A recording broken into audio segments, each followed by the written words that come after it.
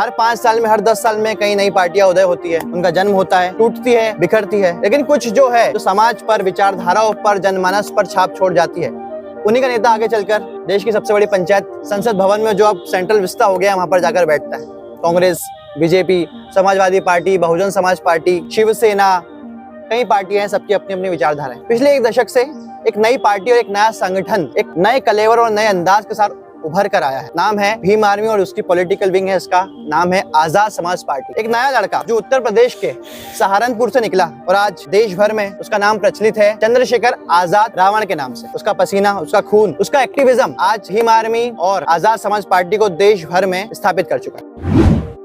कुछ मुद्दों पर बात की जाएगी, कुछ मध्य प्रदेश पर बात की जाएगी, कुछ आजाद समाज पार्टी पर बात की जाएगी, वर्तमान में चल रही देश भर की कई राजनीतिक उठापटक पर बात की जाएगी। कैसा रहा 2023 का चुनाव? अच्छा रहा। पहला अनुभव था और पहले अनुभव से बहुत कुछ सीखने को मिला। आपने कवर भी किया, मैं उसके लिए आपका बहुत बहुत शुक्रिया करता हूँ, आपकी पूरी टीम का, शब्द.com का। अच्छा लगा, चुनाव लड़ा तो ऐसा लगा कि भाई इस देश में जो अम्बेडकर ने हम लोगों को अधिकार दिए, उसका उपयोग हम लोग अब करने को तैयार हो रहे हैं। आज 4 सालों का एक बच्चे के रूप में जो जन्म हुआ 2020 में हुआ, 4 सालों में 4 साल की हो गई है वो पार्टी। उस पार्टी के आज एक सांसद है जी। तो जो कॉन्टेस्ट किया गया, जैसे कई एलिगेशंस लगते हैं और लगते आए हैं जब से आपका संगठन और आपकी पार्टी बनी है जी, तो ये सारी चीजें क्या सिर्फ कांग्रेस को हरवाने के लिए और बीजेपी को जितवाने के लिए, जो एक टैग लगा हुआ है आप पर, और आपसे पूर्व आप ही की विचारधारा वाली पार्टी बहुजन समाज पार्टी, बहन जी मायावती के ऊपर भी ये टैग लगा रहता था? देखिए क्या है कि इस देश के इतिहास में जब हम देखते हैं तो बहुजन समाज का जो इतिहास है उसमें 5000 सालों की हमेशा बात होती है।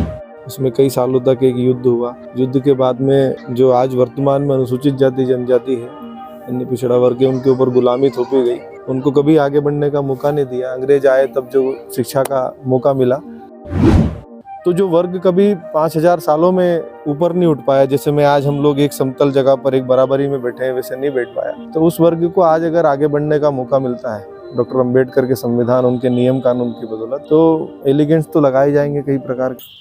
सभी को नमस्कार, मैं यश वट आप सभी का हार्दिक स्वागत करता हूं आपके अपने चैनल शब्द.com पर। आप सभी जानते हैं भारत दुनिया की सबसे बड़ी डेमोक्रेसी है, सबसे बड़ा लोकतंत्र है। लोकतंत्र में कई पार्टियां होती है, कई उम्मीदवार होते हैं, कई विचारधाराएं होती है, क्योंकि ये देश अलग अलग विचारधाराओं का देश है, अलग अलग जाति, धर्म, संप्रदाय, भाषा, संस्कृति का देश है। हर 5 साल में, हर 10 साल में कई नई पार्टियां उदय होती है, उनका जन्म होता है, टूटती है, बिखरती है, लेकिन कुछ जो है जो समाज पर, विचारधाराओं पर, जनमानस पर छाप छोड़ जाती है, उन्हीं का नेता आगे चलकर देश की सबसे बड़ी पंचायत संसद भवन में, जो अब सेंट्रल विस्ता हो गया है, वहां पर जाकर बैठता है। Congress, BJP, Samajwadi party, Bahujan Samaj party, Shiv Sena, कई पार्टियां हैं, सबकी अपनी अपनी विचारधारा है। पिछले एक दशक से एक नई पार्टी और एक नया संगठन एक नए कलेवर और नए अंदाज के साथ उभर कर आया है। नाम है भीम आर्मी और उसकी पॉलिटिकल विंग है, इसका नाम है आजाद समाज पार्टी। एक नया लड़का जो उत्तर प्रदेश के सहारनपुर से निकला और आज देश भर में उसका नाम प्रचलित है, चंद्रशेखर आजाद रावण के नाम से। उसका पसीना, उसका खून, उसका एक्टिविज्म आज भीम आर्मी और आजाद समाज पार्टी को देश भर में स्थापित कर चुका है। देश भर में विंग्स बनी, देश भर में संगठन बना। मध्य प्रदेश, जो कि हृदय प्रदेश कहा जाता है और एक लघु भारत भी कहा जाता है, एक मिनी इंडिया, वहाँ पर भी मध्य प्रदेश में आजाद समाज पार्टी और भीम आर्मी की विंग बनी। हमारे साथ मौजूद है अभी आजाद समाज पार्टी मध्य प्रदेश के प्रदेश उपाध्यक्ष विनोद यादव अंबेडकर जी। कैसे हैं आप? मैं बढ़िया हूँ, आप कैसे हैं? मैं ठीक हूँ। इनसे मुलाकात हुई थी 2023 विधानसभा चुनाव में। इन्होंने कॉन्टेस्ट किया था सावेर विधानसभा।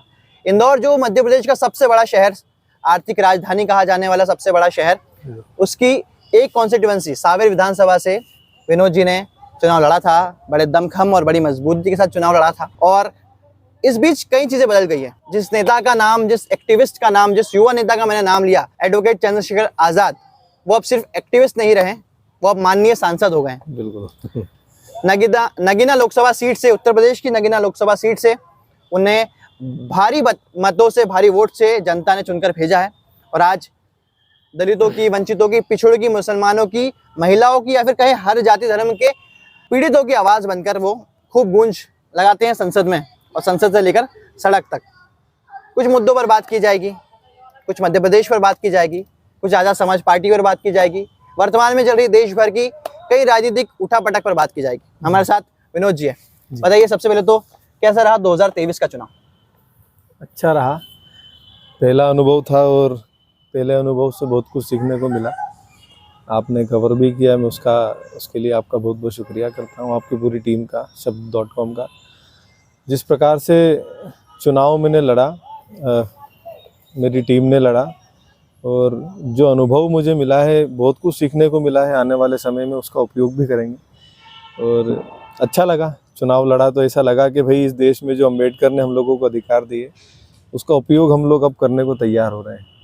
अब एक हमारा सांसद आज नई नवेली पार्टी, जैसा कि आपने भी कहा, देश में भी कई लोग कहते हैं, आज 4 सालों का एक बच्चे के रूप में जो जन्म हुआ 2020 में, वो आज 4 सालों में 4 साल की हो गई है वो पार्टी। उस पार्टी के आज एक सांसद हैं और पूरे देश में जहाँ जहाँ हम चुनाव लड़े हैं वहाँ पर हमने अपना लोहा भी मनवाया है। ये बात सही है कि हम लोग जीते नहीं हैं उस जगह पर एक सांसद के अलावा, लेकिन हम लोगों ने अपनी उपस्थिति दर्ज करा दी है। लेकिन अगली बार अगले राउंड में जो है वो खेल होगा। अपना लोहा मनवा दिया और कहीं हो कि लोहे में जंग भी लगा दिया। जंग भी लगा दिया। कई जगहों पर जो है वो हम लोग दूसरे नंबर पर रहे, कई जगहों पर हम तीसरे नंबर पर रहे। जहाँ कई सारी ऐसी नेशनल पार्टियां हैं वो भी अपना स्थान नहीं बना पाती है, हम लोगों ने वो प्रयास किया। और ये पूरी युवाओं की फौज है। हमारे मार्गदर्शक, हमारे कई जो थिंक टैंक के रूप में हमारे काम करते हैं, हमारे वरिष्ठ जन, उन लोगों के मार्गदर्शन में हम लोग काम कर रहे हैं। लेकिन जमीन पर पूरी मजबूती से पूरी 90% युवाओं की फौज काम कर रही है भीम आर्मी और आजाद समाज पार्टी में। अच्छा, आपने कहा कि कई जगह कॉन्टेस्ट किया और अपना लोहा भी मनवाया, तो जो कॉन्टेस्ट किया गया, जैसे कई एलिगेशंस लगते हैं और लगते आए हैं जब से आपका संगठन और आपकी पार्टी बनी है जी, तो ये सारी चीजें क्या सिर्फ कांग्रेस को हरवाने के लिए और बीजेपी को जितवाने के लिए, जो एक टैग लगा हुआ है आप पर, और आपसे पूर्व आप ही की विचारधारा वाली पार्टी बहुजन समाज पार्टी, बहन जी मायावती के ऊपर भी ये टैग लगा रहता था, देखिए कि वे बी टीम है बीजेपी की, और आज भी कहीं बीजेपी के विरोधी जो बहुजन समाज पार्टी और अंबेडकर विचारधारा के भी विरोधी है जी, वो एक टैग लगाते रहते हैं। मैं ये टैग नहीं लगा रहा हूँ, पर जो एलिगेशंस आते हैं वो आपको पहुंचा रहा हूँ, उस पर क्या राय है? देखिए क्या है कि इस देश के इतिहास में जब हम देखते हैं तो बहुजन समाज का जो इतिहास है उसमें 5000 सालों की हमेशा बात होती है। उसमें कई सालों तक एक युद्ध हुआ। युद्ध के बाद में जो आज वर्तमान में अनुसूचित जाति जनजाति है, अन्य पिछड़ा वर्ग है, उनके ऊपर गुलामी थोपी गई। उनको कभी आगे बढ़ने का मौका नहीं दिया। अंग्रेज आए तब जो शिक्षा का मौका मिला, और उसके बाद से शुरुआत हुई। महात्मा ज्योतिबा फुले पैदा हुए, छत्रपति साहू जी महाराज हुए, डॉक्टर अंबेडकर जिन्होंने इस देश में हम लोगों को संविधान दिया। आज सम्मान से जीवन अगर हम जी पा रहे हैं तो उनके संविधान की बदौलत है। तो जो वर्ग कभी 5000 सालों में ऊपर नहीं उठ पाया, जैसे मैं आज हम लोग एक समतल जगह पर एक बराबरी में बैठे हैं वैसे नहीं बैठ पाया, तो उस वर्ग को आज अगर आगे बढ़ने का मौका मिलता है डॉक्टर अंबेडकर के संविधान, उनके नियम कानून की बदौलत, तो एलिगेंट्स तो लगाए जाएंगे कई प्रकार के।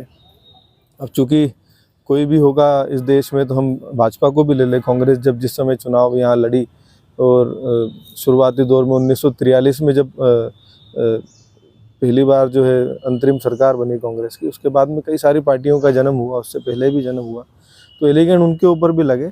लेकिन देखा यह जाता है, मैं ऐसा समझता हूँ कि जहाँ एक वंचित वर्ग का आदमी बनने की कोशिश करता है तो उसके ऊपर आरोप लगा करके उसी के लोगों की नज़रों में उसको गिराने का प्रयास किया जाता है, ताकि वो आगे उठ करके जो आज टॉप पर बैठे हुए हैं उन लोगों के सामने जा कर के धाड़ ना सके। चंद्रशेखर आज़ाद को रोकने के लिए प्रयास नहीं किए गए क्या? जब वो इतनी हिम्मत करके उत्तर प्रदेश जो देश का सबसे बड़ा राज्य है, उसके मुख्यमंत्री के सामने जब चुनाव लड़ने को गए तो तब भी उनके ऊपर एलिगेंट लगे। हम लोग लड़े तो हमारे ऊपर भी एलिगेंट लगे। तो मैं तो ये समझता हूँ कि जब आप आगे बढ़ते हो संघर्ष करके, हमारा संघर्ष शायद बहुत लोगों ने नहीं देखा होगा, लेकिन तरक्की की राह पर जब शुरुआती दौर में चालू हुआ तो कहीं ना कहीं ये एलिगेंट वाली कहानी शुरू हो गई। मुझ पर भी जब मैं विधानसभा का चुनाव लड़ा, आप कैंपेनिंग कर रहे थे, आपने पूछा भी था ये सवाल कि ये कहा जाता है कि बीजेपी की बी टीम है आपकी पार्टी, तो मेरे ऊपर भी एलिगेंट लगाए गए। लेकिन मैं ऐसा समझता हूँ कि सामाजिक लड़ाई में जब हम लोग काम कर रहे हैं तो मैंने कभी ऐसी चीज़ें नहीं देखी। जब जैसे ही पॉलिटिक्स में कदम रखा तो ये चीज़ें सुनाई देगी। हमारे ही कुछ लोग जो गुलामी करते हैं कुछ लोगों की, उन्हीं को तैयार किया गया। उनको तैयार करके एक माहौल बनाया गया हमारे लोगों के बीच में। वो लोग गए, उन्होंने मीटिंग करी, बताया लोगों को कि भाई हमको किसी एक पार्टी को जिताना है तो ये लोग उसका नुकसान करेंगे, क्योंकि देखिए वोट तो वही है, वोट तो या तो आपको मिलेगा या मुझे मिलेगा या फिर कोई तीसरा लड़ेगा उसको मिलेगा। जो प्रभावित होगा, जो प्रभावी होगा, आज तो प्रभाव जो है ज़्यादा पैसों का प्रभाव है और मशीन का भी एक जब पैसा क्राउड फंडिंग से आता है अपनी पार्टी के पास, जी, एक बहुत नॉर्मल सी चीज़ है और बहुत आसान सी चीज़ है, लेकिन मुझे लगता है नहीं कि चुनाव की उस चर्चा में उस चीज़ को कैसे लोग उसको एडमिट करते हैं और समझने की कोशिश नहीं करते। चुनाव में जो पैसा आता है, चाहे पार्टी दे चाहे क्राउड फंडिंग से हो, और फिर वो जब प्रचार में लगता है, इस बीच कोई जो पुरानी पार्टियां हैं जिनके पास अच्छी फंडिंग है, जिनके अभी वर्तमान में विधायक है, सांसद है और कई जनप्रतिनिधि है, लेकिन कोई एक नई पार्टी उभरती है, किस तरीके से वो क्राउड फंडिंग, किस तरीके से साधनों का, रिसोर्सेज का इंतजाम किया जाता है और किस तरीके से उसको जमीन पर उतार कर अच्छे से अच्छे तरीके से प्रचार किया जाता है। ये क्या एक छोटा सा अगर इसका देखिए, हम जो पार्टी है वो गरीब और वंचित लोगों की पार्टी है, जिनको मौका नहीं मिला उन लोगों की पार्टी है।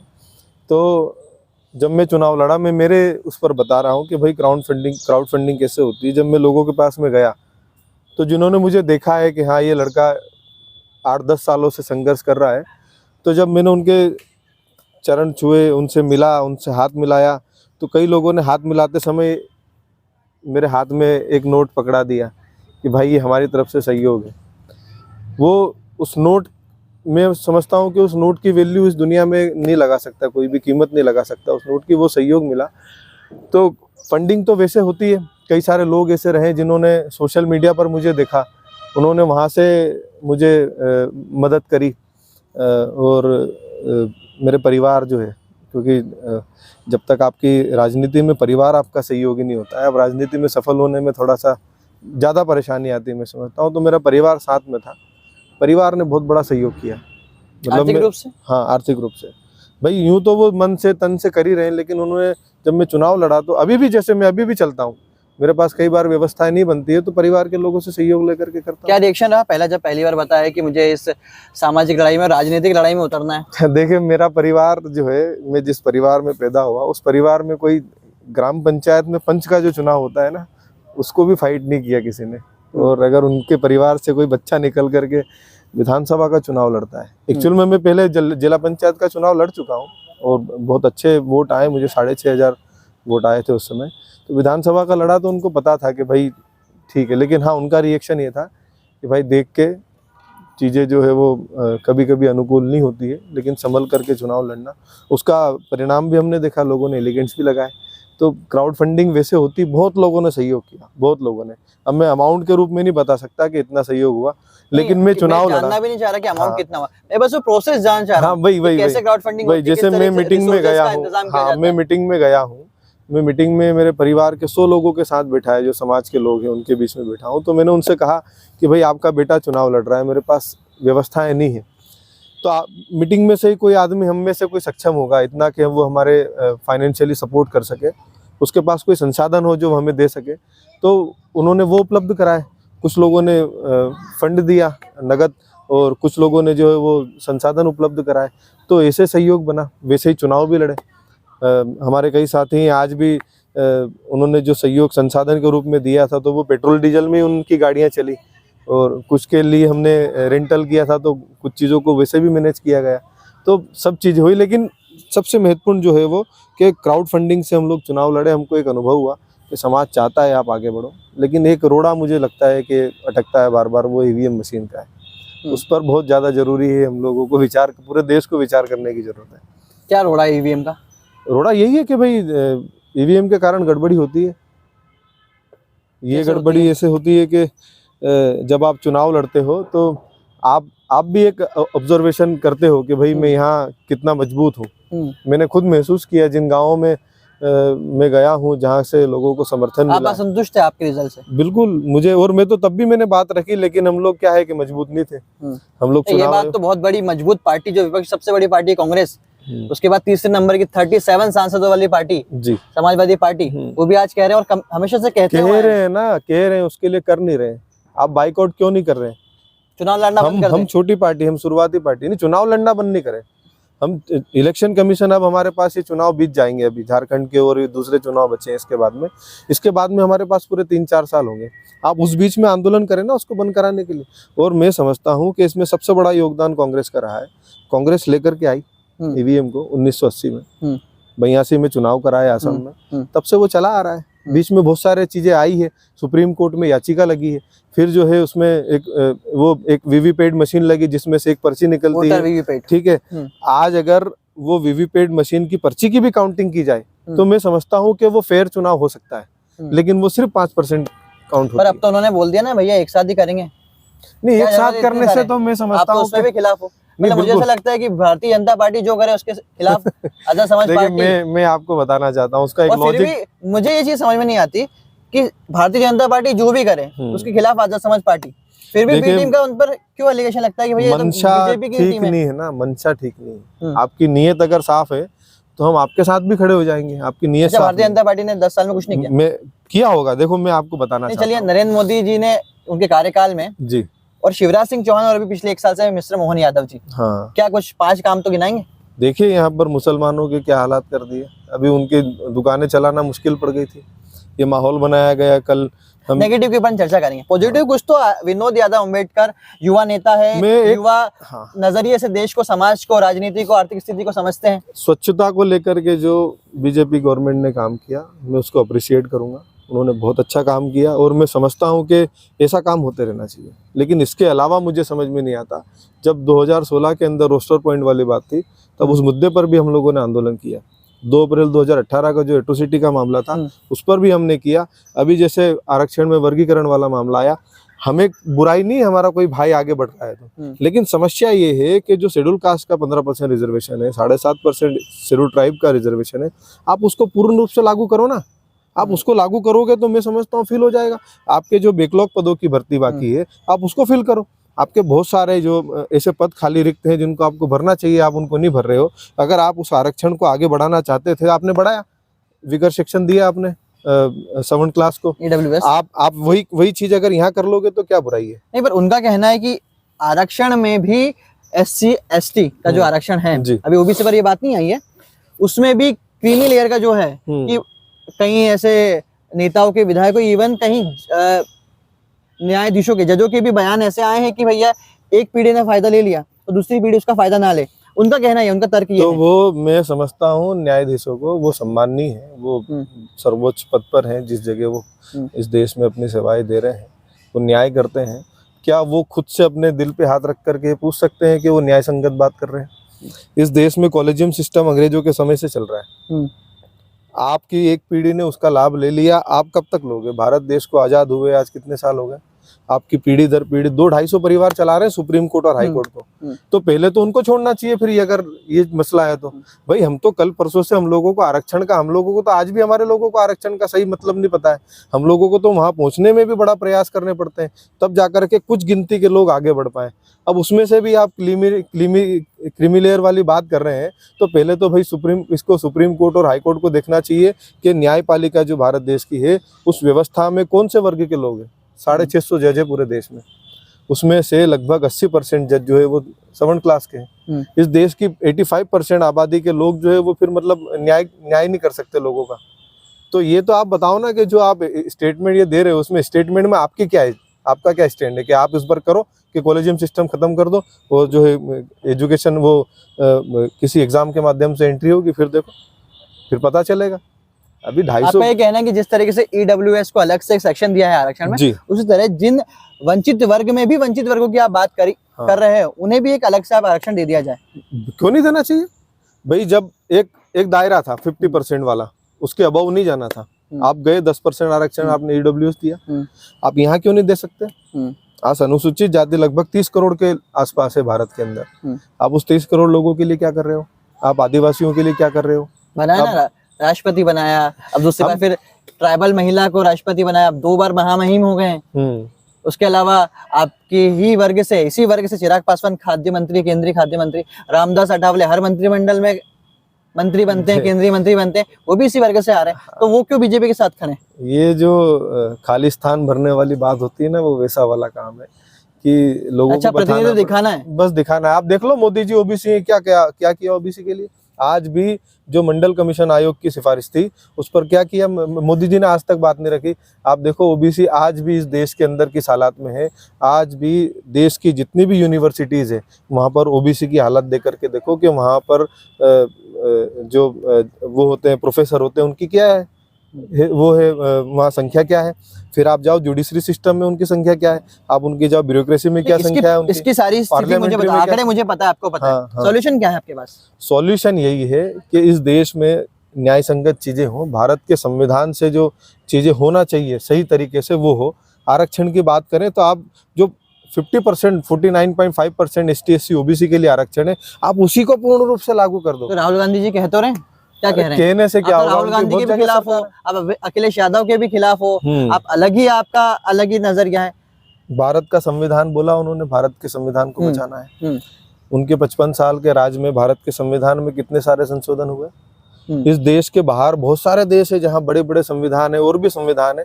वहाँ गलती से सालों में कभी जो है वो छोटे मोटे बदलाव किए जाते हैं समय की मांग को देखते हुए।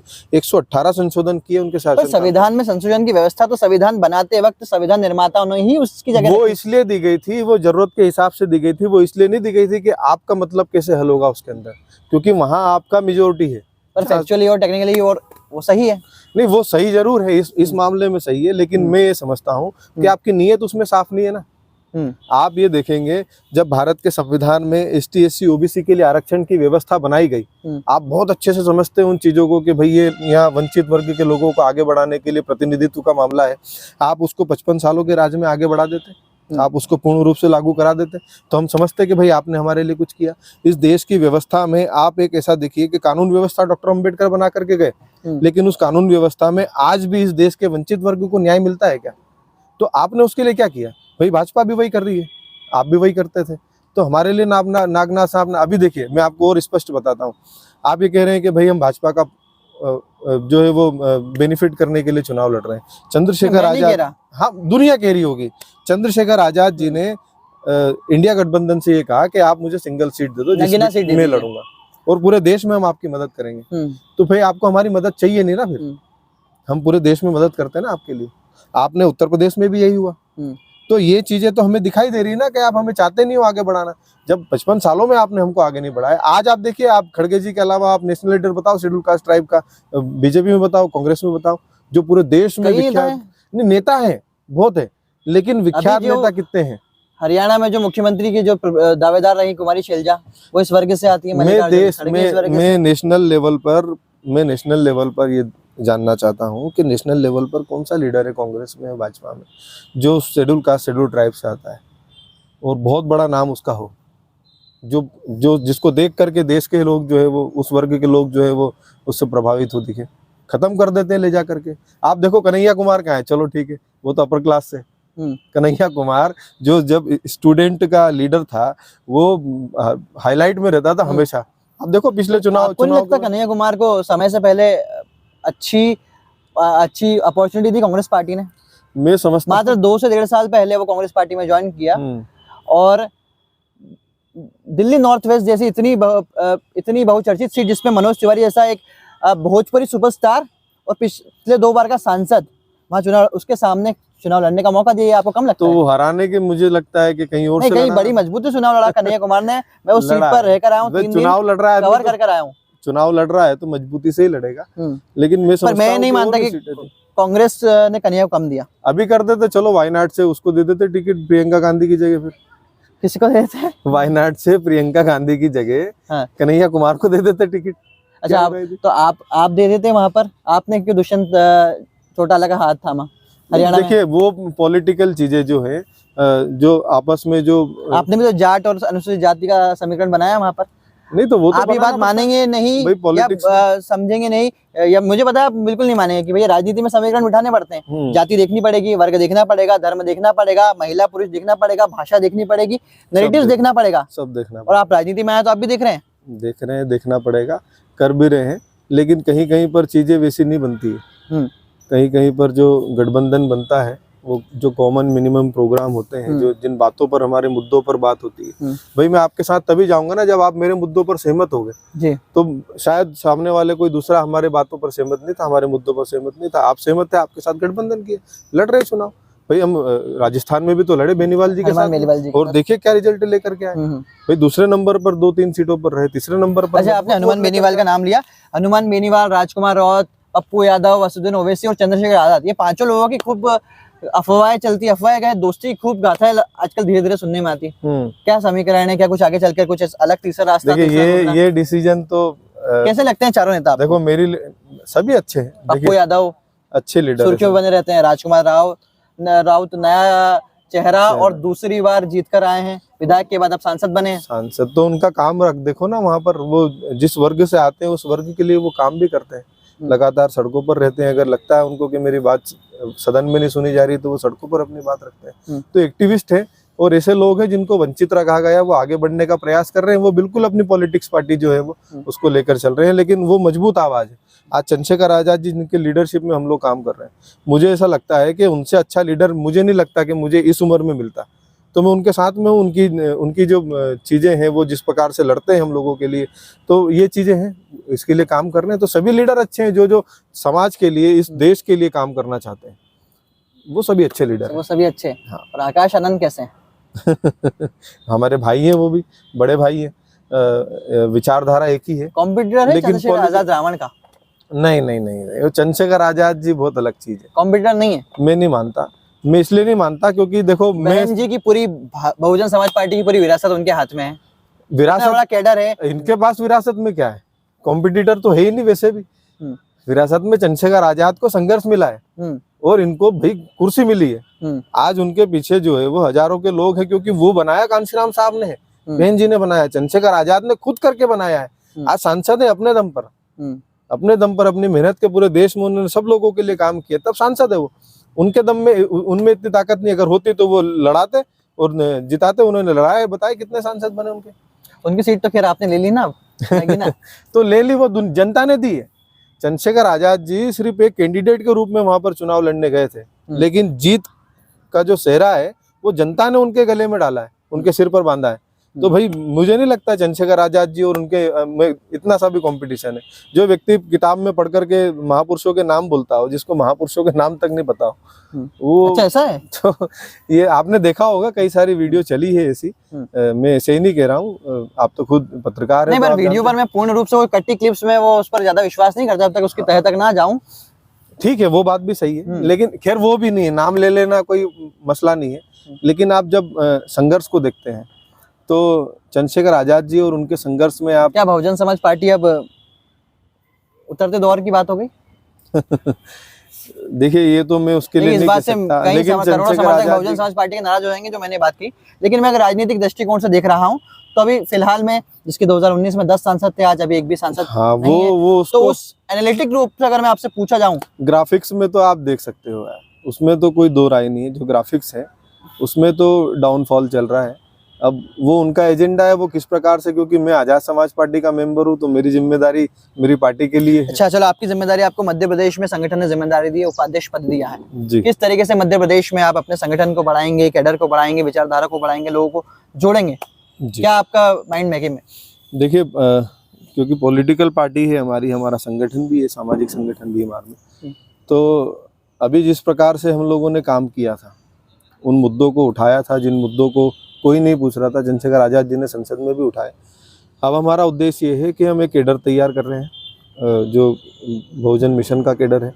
उस कैडर में हम लोग ऐसे लोगों को तैयार कर रहे हैं जिन्होंने पहले अपना बहुत समय दिया क्रांतिकारी रूप से। अब हम चाहते हैं कि उनका जो गहरा अनुभव है इतने सालों का, वो हमारे नौजवान युवाओं के साथ में शेयर किया जाए, उनके साथ में हम बैठे विचार विमर्श करें और संगठन को मजबूत बनाने के लिए हम लोग काम करें।